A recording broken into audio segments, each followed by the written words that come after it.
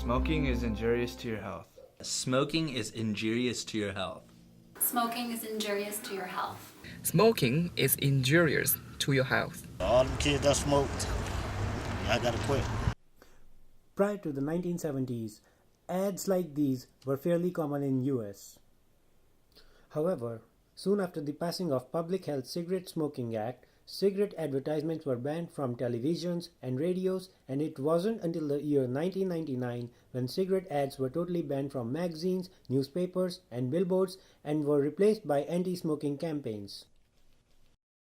All of this started when the first Surgeon General's report was published in 1964 based on over 7,000 research articles that linked tobacco use with lung cancer and other diseases. According to the latest World Health Organization estimates, 27% of the US population are current smokers and 15.2% of the US population are daily smokers.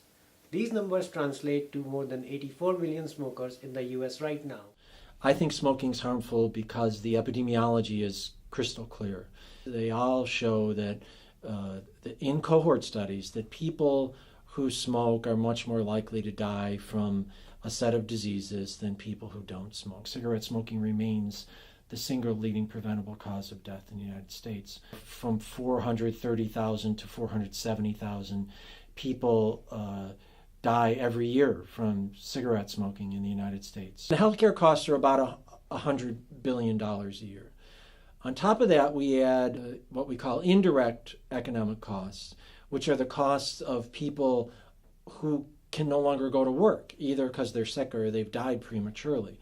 And that's about another $100 billion a year. Actually, smoking costs our society about $200 billion every year. Despite all the bans and tons of information floating around, people still continue to smoke. So let us now survey some of the individuals' opinion. I started smoking when I was 17. I did it primarily because I was just out hanging out with friends late at night, sneaking out, kind of doing, I guess, just a rebellious thing. And started smoking before I knew it. I was hooked on the nicotine and learned that I really enjoyed it, whether it was with my friends or not.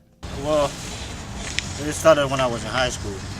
And at first it was just, just for fun.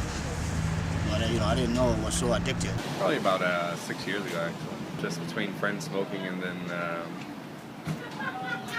alcohol influence, I guess, at the time. I smoked cigarettes after drinking. Your inhibitions are down, which maybe isn't necessarily an issue for me, but I'm more impulsive maybe when I'm drinking. So if I want a cigarette, I want a cigarette. I don't really think twice about it. Another thing about it is, when I'm drinking, it goes with the smoke. And when somebody gets you upset over something, when you're mad about something, to me, it calms me down. Instead of getting angry and starting something, I just smoke and just.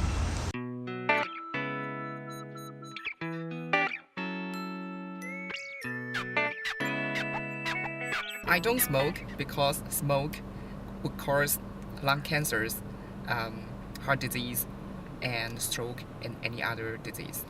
Lung cancer, blood clots, heart disease, bronchitis, all of it. Lung cancer and about a dozen other cancers, heart disease and many other cardiovascular diseases, chronic respiratory diseases, pregnancy complications, and then fires are really the major smoking attributable diseases. And in some parts of the world, tuberculosis. There's a dose-response relationship between how long a person has smoked and their risk of dying from a smoking attributable disease.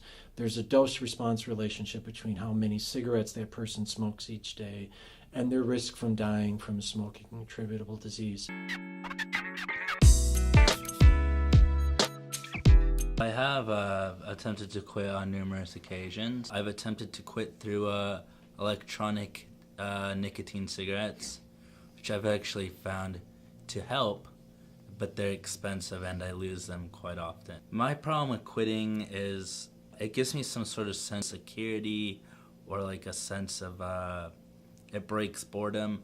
So like even if I don't feel like smoking every day, the second I have to walk to the store or the second I have to go outside and go somewhere, the urge, whether it's a biological nicotine addiction urge or just a mental one, creeps in there, and I feel really unstimulated and not happy with what I'm doing unless I have a cigarette on my way towards something.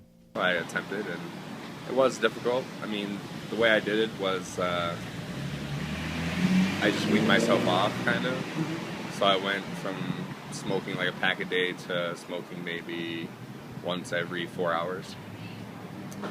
And while doing that, I found myself looking at the clock more, like what time is it, you know? So at that point, when I became so obsessed with the time, I was like, well, let me just try to stop, you know? I tried for like 2 weeks. And when I smell it, smell it was bad. You know, for the 2 weeks that I quit, it was a bad smell that I didn't like. You know, but for some reason I get back on it, and it's very addictive.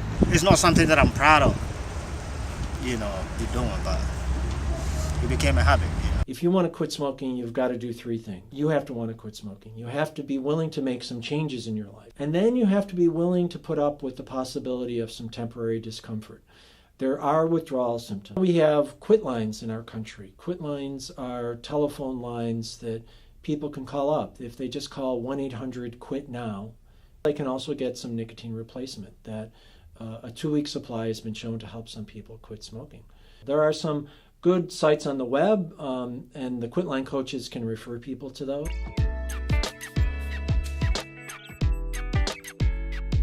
By raising the price, by denormalizing smoking, by making it so smoking isn't cool anymore, and by doing really good media campaigns. That those are three ways in which we can make cigarette smoking less attractive. I am the son of a man who quit smoking the day the first Surgeon General's report came out in 1964, and of a woman who didn't. My mother died of lung cancer in 1979. And there I really realized that I needed to quit smoking. And I switched to light cigarettes. I started smoking light cigarettes and menthol cigarettes just to think that maybe I wouldn't be at as much risk. But after I studied the epidemiology and the biology, I quickly decided that I needed to quit. Now, it took me 2 or 3 years after I decided to quit where I actually did it, but I figured it out, and I've been off 32 years now, so I'm very happy about that.